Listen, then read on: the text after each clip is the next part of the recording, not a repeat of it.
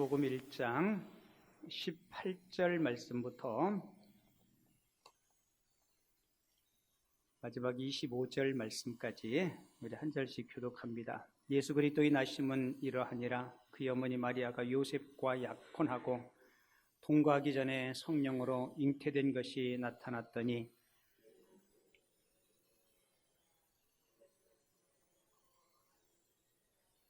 이 일을 생각할 때에 주의 사자가 현몽하여 이르되 다윗의 자손 요셉아 내 아내 마리아 데려오기를 무서워하지 말라.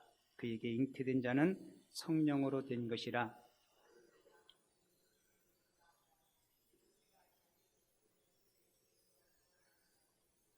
이 모든 일이 된 것은 주께서 선지자로 하신 말씀을 이루려 하심이니 이르시되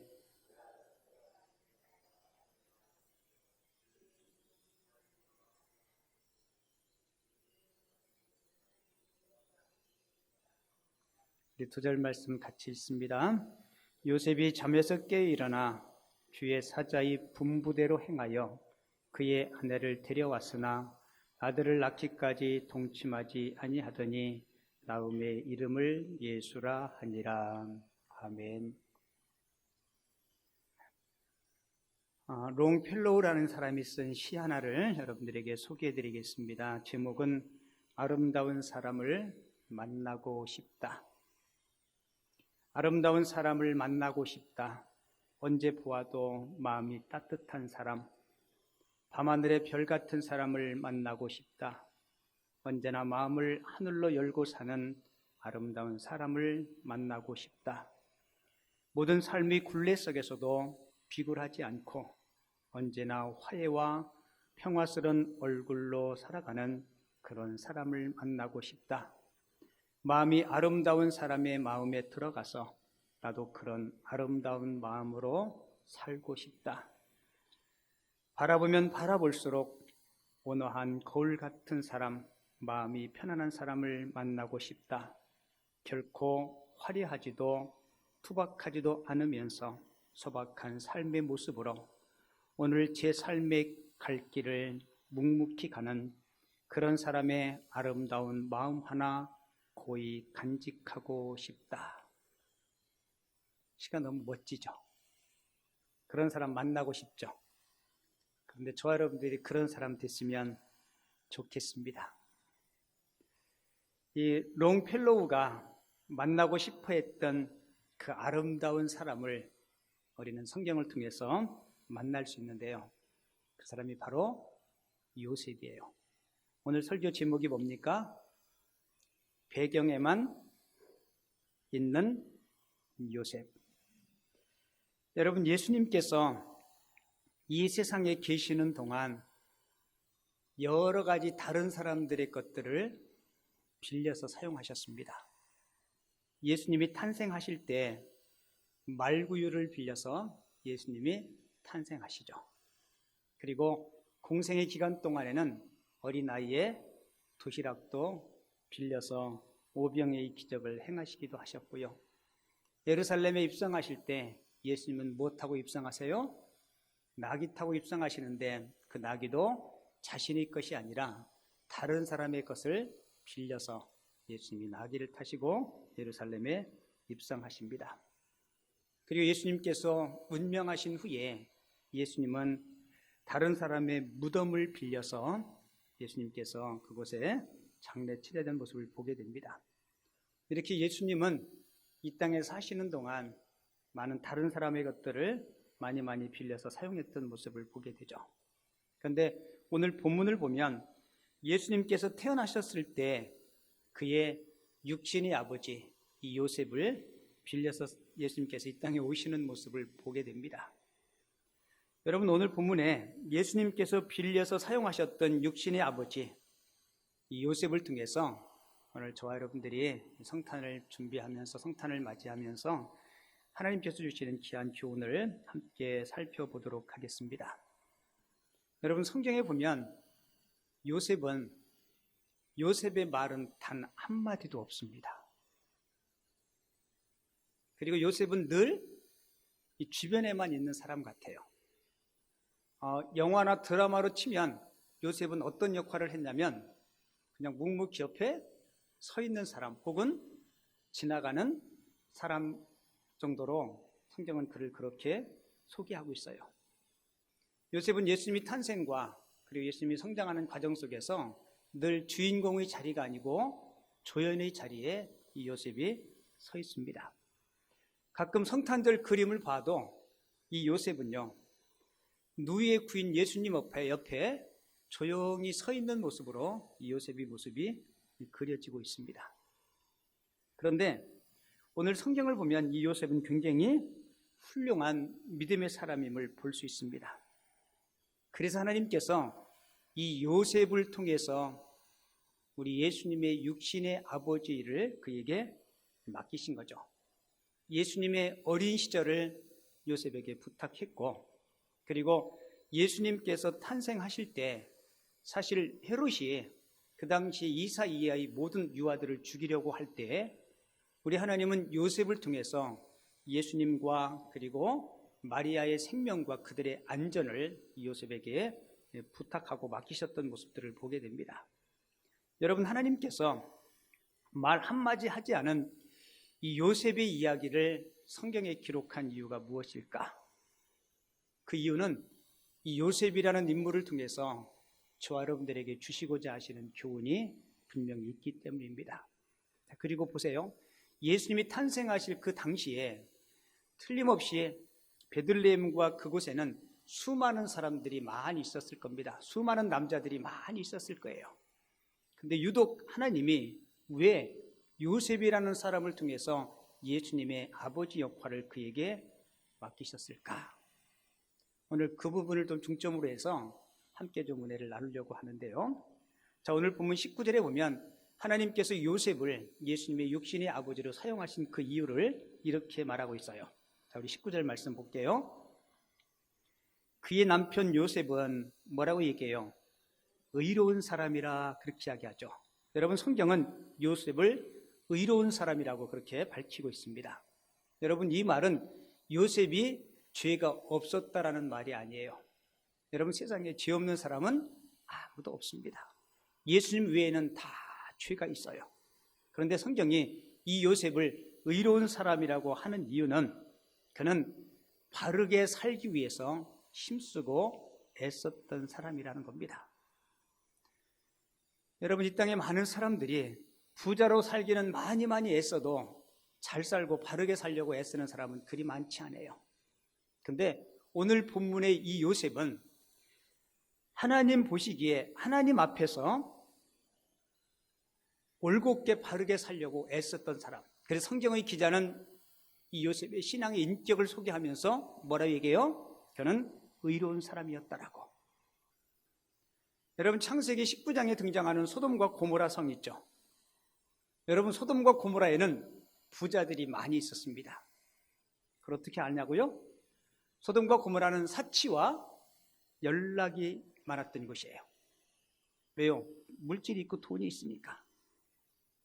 그런데 소돔과 고모라에는 하나님 편에 서서 잘 살려고 하는 의로운 사람이 없었다는 것입니다. 의로운 사람이 몇 명이 없어서 소돔과 고모라가 멸망해요? 의로운 사람 10명이 없어서 소돔과 고모라가 멸망하는 모습들을 우리가 성경을 통해서 보게 되죠. 여러분, 예수님의 육신의 아버지 요셉이 직업이 뭔지 아시죠? 목수였습니다. 여러분, 그 당시 목수는 경제적으로나 어떤 지위에 있어서 높은 자리에 있었던 사람이 아니에요. 그럼에도 그는 의로운 사람이었다라고 성경은 소개하는 이유는 비록 큰 부자 그리고 지위가 있는 사람은 아니었지만 자신의 삶의 위치에서 처지에서 하나님 편에 서서 올곧게 바르게 살려고 힘썼던 사람이옵니다. 여러분, 불의한 자리에서 하나님 앞에 쓰임받는 사람은 아무도 없습니다. 하나님은 깨끗한 사람을 통해서 하나님의 일을 이루어 가시죠. 그래서 그 당시에 수많은 남자들 가운데 이 요셉이 하나님 앞에 쓰임받고 예수의 육신의 아버지가 될 수 있었던 그 이유, 그는 바로 의로운 사람이었다는 거예요. 여러분, 그 증거로 우리는 몇 가지를 성경에서 찾을 수 있는데요. 성경에 보면 마리아와 요셉 두 사람은 나사렛에 살아요. 여러분, 원래 이 나사렛은 갈릴리 지역의 아주 작은 마을입니다. 여러분, 성경을 보면 이 요셉은 본래 베들레헴 사람입니다. 여러분, 베들레헴은 나사렛보다 훨씬 더 도시가 크고, 그리고 돈을 많이 벌 수 있는 여건을 가지고 있었던 곳이 이 베들레헴이에요. 특히 예수님이 탄생할 그 당시에 헤롯 왕은요, 베들레헴에 많은 건축 공사를 했습니다. 그리고 요셉은 목수였기 때문에 베들레헴에 있었으면 일감도 그렇고 돈도 많이 벌 수 있었어요.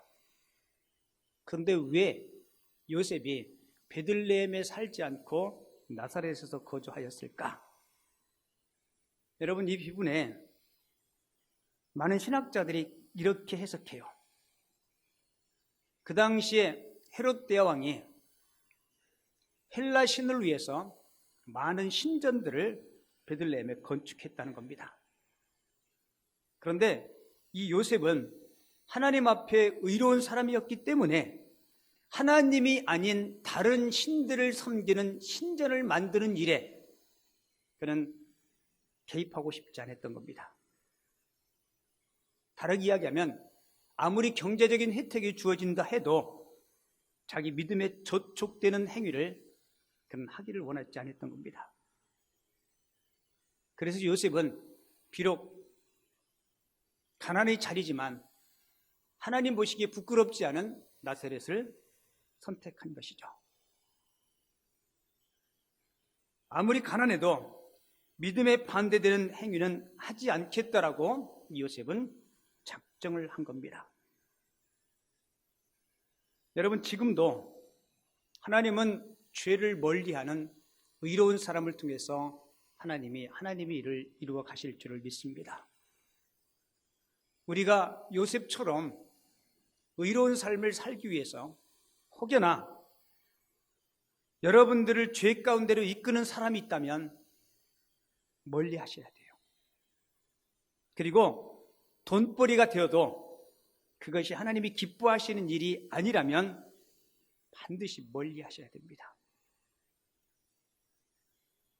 제가 교회 개척을 하고 개척 초기에 어떤 분이 저희 교회 상가교회에 있을 때 등록을 했어요. 그래가지고 목사님 신방도 오시라 그래서 그분이 경영하는 가게도 갔었습니다. 근데 그분이 하는 일이 본인도 그렇게 느꼈고 제가 보기에도 그랬고 돈벌이가 되는지는 모르겠는데 하나님 보시기에는 기뻐하는 일이 아니었어요. 근데 그분이 등록을 하고 예배 생활을 성실히 잘 했는데 어느 날부터 점점 예배와 교회와 멀어져요. 그래서 제가 신방을 가서 그분의 눈치를 보니까 여러분, 교회에서 복음을 들으면 하나님이 기뻐하시는 일이 무엇인지를 분명히 성경은 말씀합니다. 그리고 내가 살아있으면 내 양심이 그것을 잡고 나에게 말해줘요. 여러분, 우리 인생 살면서요, 양심의 소리를 들을 수 있어야 돼요. 무슨 소리요? 양심의 소리. 우리는 때로는 그 양심의 소리를 자꾸 무시하고 외면합니다.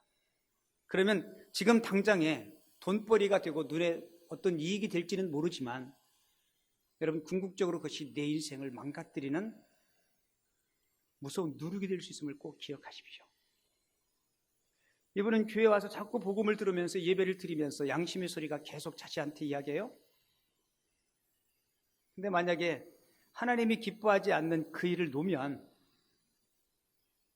망할 것 같은지 굶어 죽을 것 같은지 결국은 그분은 양심의 소리, 하나님의 소리를 외면해버리고 교회와 믿음에서 떠나버렸습니다.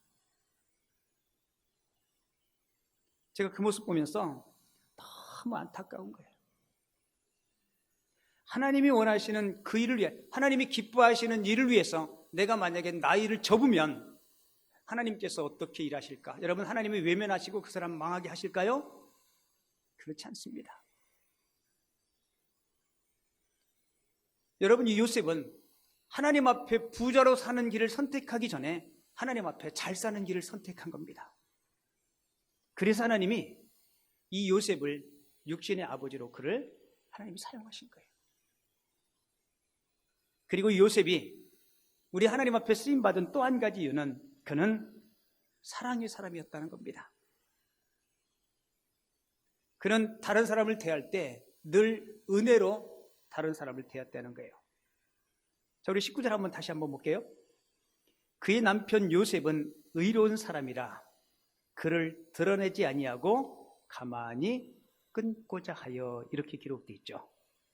여러분, 정의만 가지고는 100점이 될 수가 없습니다. 여러분, 정의뿐만 아니라 필요한 게 뭐예요? 사랑이 있어야 돼요. 정의와 사랑이 아름답게 조화를 이룰 때 그곳에 아름다운 삶이 있어요. 여러분, 요셉이 만약에 의로운 사람이었기 때문에 공의만 주장했다면 아마 그와 약혼한 이 마리아를 통해서 예수님께서 이 땅에 탄생하는 것은 참 어려웠을 겁니다. 근데 요셉은 의로운 사람인 동시에 그는 사랑의 사람이었어요. 여러분이 잘 알다시피 요셉과 마리아는 약혼한 사이죠. 그런데 이게 웬일입니까? 자기와는 아무 상관없이 마리아가 뭐예요? 임신했습니다. 요즘 말로 치면 이건 완전히 불륜이죠. 여러분 얼마나 배신감 느꼈겠어요. 그리고 최소한 요셉은 자신이 지금까지 교제하고 알고 있는 마리아는 순결한 사람인 줄 알았는데, 세상 말로 이야기하면 뒤에서 호박식간 것밖에 안 되잖아요. 그리고 요셉의 마음속에는 마리아와 결혼을 해서 정말 행복한 가정 이루기를 꿈꾸었는데 이 모든 꿈이 한순간에 다 사라져버린 거예요. 여러분 얼마나 슬프겠습니까? 내가 믿고 신뢰했던 사람이 나에게 실망감을 주면요, 여러분 사랑한 것 못지않게 그에 대한 화가 많이 날 거예요. 여러분 보통 사람 같으면 아마도 마리아에게 엄청난 화풀이하고 그를 사회에서 매장시키려고 했을 거예요. 근데 잘 보세요. 진정한 믿음의 사람은요, 자기 화를 자제할 줄 알아야 돼요. 여러분 요셉의 모습 보세요. 그것 때문에 그가 들이날고 뛰고 그가 폭파하고 그러지 않잖아요. 19절에 보면 요셉이 뭐라고 얘기해요? 드러내지 아니하고 조용히 이 일을 끊고자 했다라고 이야기하죠. 여러분 다른 사람의 이야기니까 우리는 그럴 수 있겠다라고 생각할지 모르지만 여러분들의 삶이라고 한번 생각해 보세요. 내일이라고 한번 생각해 보세요. 여러분 만약에요, 요셉이 이 일을 문제 삼아서 이 일을 터뜨리면 마리아는 모세의 율법대로 하면 어떻게 되는지 아십니까? 예, 맞습니다. 마리아는 돌에 맞아 죽어야 돼요. 신명기 22장 20절과 21절에 보면 이런 케이스는 공개적으로 사람들이 돌을 던져 그를 쳐 죽였습니다.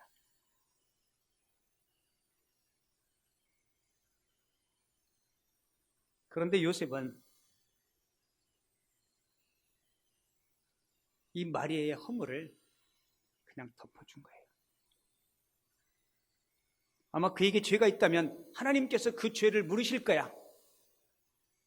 그런데 때로는 우리는요, 내가 하나님이 자리에 서서 누군가를 정죄하고 누군가를 심판하려고 할 때가 있어요.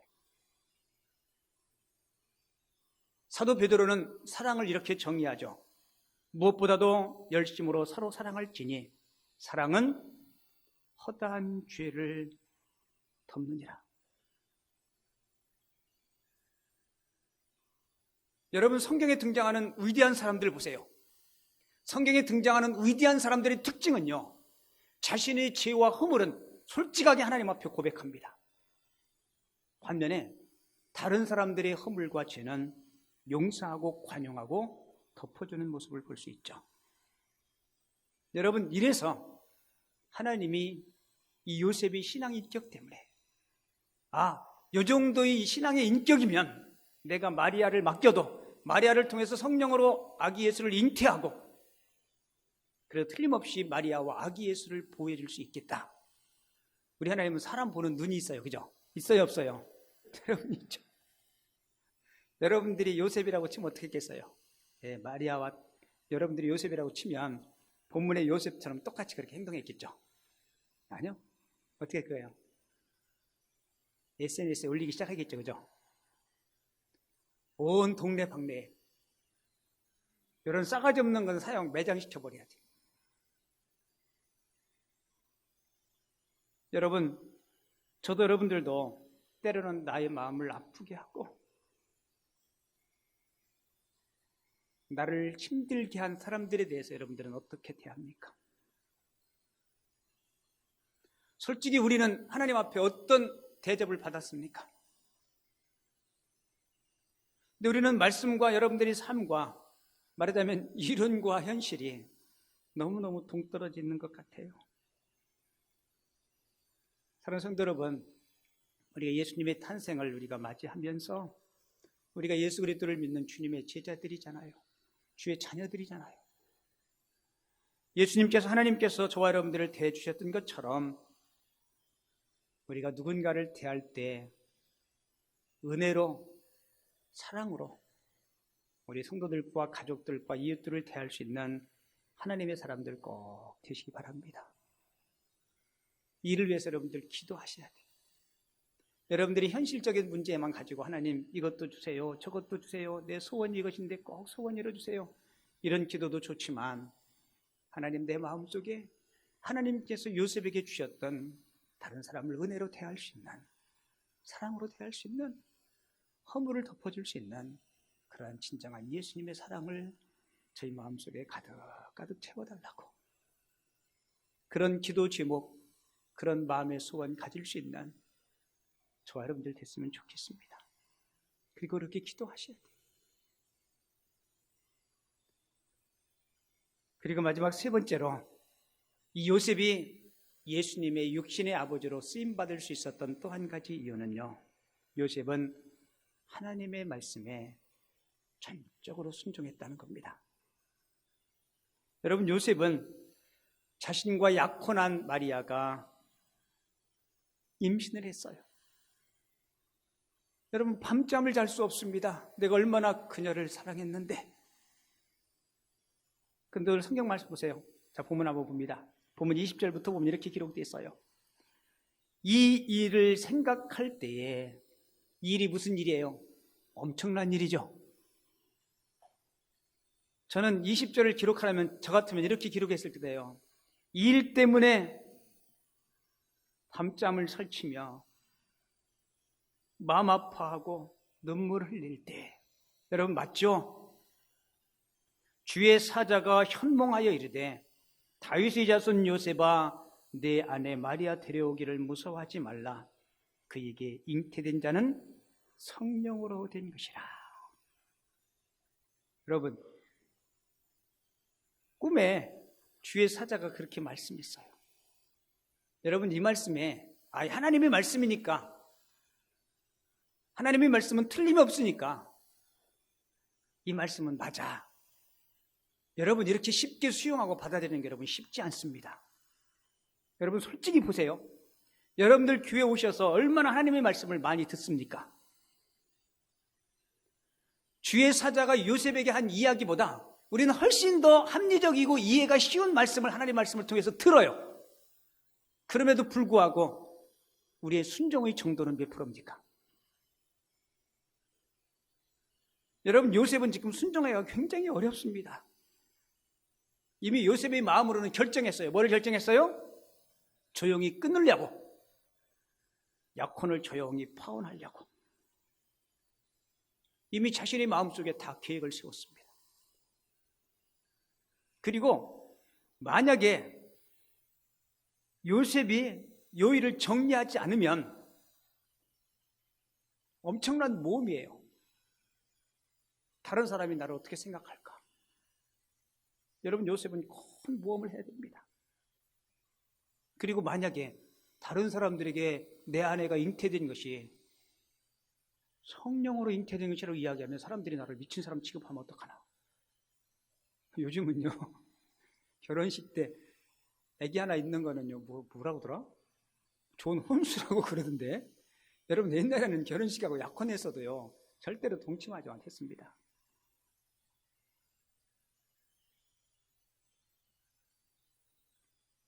그런데 요셉은 이런 어려움 가운데도 그것이 하나님의 말씀이니까 그냥 액면 밑에 그대로 믿고 순종한 거예요. 여러분, 성경에 하나님은 순종하지 않는 사람을 사용하는 경우는 절대로 없습니다. 그의 안에 당사자님들 얼마나 더 힘들겠어요, 그죠? 여러분, 성경 보세요. 마리아가 순종했듯이 요셉 또한 순종하는 모습을 보게 됩니다. 하나님은 순종하는 사람을 통해서 일하세요. 요즘 수요일에 신명기 말씀 공부하고 있죠. 신명기 핵심 단어가 뭐라 그랬어요? 같이 해볼게요. 순종, 그리고 또 순종. 여러분, 예수님의 어린 시절이 지나고 요셉에 대한 이야기는 성경에 등장하지 않습니다. 많은 성경학자들은 아마 예수님이 어린 나이에, 예수님이 젊었을 때 요셉이 세상을 일찍 떠나지 않았을까라고 그렇게 생각해요. 요셉은 짧은 생애를 살았지만 얼마나 하나님 보시기에 아름다운 믿음의 사람이었기에 하나님은 이 요셉을 통해서 예수님을 이 땅에 보내주셨을까? 그는 주연의 자리에 있지 않았습니다. 성탄 그림을 보아도 항상 저쪽 구석에 묵묵히 서 있는 모습으로 요셉의 모습이 그려져 있어요. 드라마로 치면 지나가는 나그네 한 사람에 불과했습니다. 그럼에도 불구하고 구원자 예수 그리스도를 이 땅에 보내는 구원 사역에 이 요셉은 정말 귀하게 쓰임받는 모습을 보게 되죠. 이제 말씀을 정리할게요. 여러분, 하나님은 저와 여러분들을 통해서 하나님의 일을 이루시기를 원합니다. 아까 우리 보았던 동영상 봤죠? 그 헤브론 병원에 하나님은 많은 하나님의 사람들을 통해서 죽어져가는 생명들을 살리지 않습니까? 저도 여러분들도 2019년도를 보내면서 그리고 예수님이 탄생하신 성탄절을 우리가 맞이하면서 요셉처럼 하나님의 편에 서서 바르게 살려고 애쓰고 기도하는 하나님의 사람들 꼭 되시기 바랍니다. 그리고 요셉처럼 여러분들이 마음을 아프게 하고 힘들게 한 누군가가 있다면 그를 사랑으로 대하고 은혜로 대할 수 있는 그런 하나님의 사람 마음을 꼭 가지시기 바랍니다. 그리고 세 번째로는 하나님께 순종하시는 믿음의 삶을 삶으로 저도 여러분들도 어떠한 모양으로든지 우리 요셉처럼 하나님 앞에 쓰임받는 하나님의 사람들이 다 되어줄 수 있기를 주님의 이름으로 축원을 드립니다. 얼마 전에 우리 교회 집 성도님 한 분이 목사님, 제가 직장에서요 어떤 분한테 이런 이야기를 들었어요. 예수님이 탄생하신 날이 12월 25일이 아니고 원래 12월 25일은 태양신을 섬기는 날인데 왜 그날이 성탄절이 됐는지 모르겠다라고 그분이 나한테 얘기를 해서 목사님 그걸 어떻게 이해를 해야 돼요? 저한테 그렇게 물어요. 제가 전화로는 설명하기가 힘들으니까 다음에 내가 확실한 글로 왜 그렇게 됐는지 소개해 드릴 테니까 꼭 한번 읽어보라고. 그 글이 오늘 주보 칼럼에 기록되어 있어요. 여러분 집에 가셔서 꼭 한번 읽어보십시오. 이 칼럼은 성탄의 참된 의미 칼럼은 제가 여러 해 전에 한번 주보를 통해서 여러분들에게 소개해드린 글인데요. 다시 앵콜 글로 올려놨는데 여러분들 한번 꼭 읽어보시고 우리가 성탄의 참된 의미 그리고 성탄을 어떻게 보내야 되는지 여러분들 참고를 한번 읽어보시면 고맙겠습니다. 기도합니다.